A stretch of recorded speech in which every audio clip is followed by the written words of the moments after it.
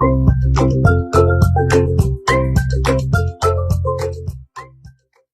সবাইকে, good evening. Welcome back to my channel simply সঙ্গীতে। শুরু করছি আরো একটা নতুন ব্লগ। আজকে সন্ধ্যা থেকে শুরু করলাম।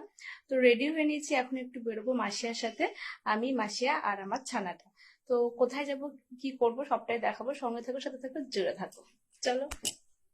সেদিন সন্ধেবেলা 7টা থেকে 7:30টার মধ্যে আমি, আমার ছোট্ট ছানা আর মাসিয়া মিলে বেরিয়ে পড়লাম পয়লা বৈশাখের উপলক্ষে কেনাকাটা করতে মাসিয়ার তরফ থেকে মধ্যমগ্রামের ট্রেন্সে, ঠিক ডি বাপির বিরিয়ানির দোকানের অপোজিটে।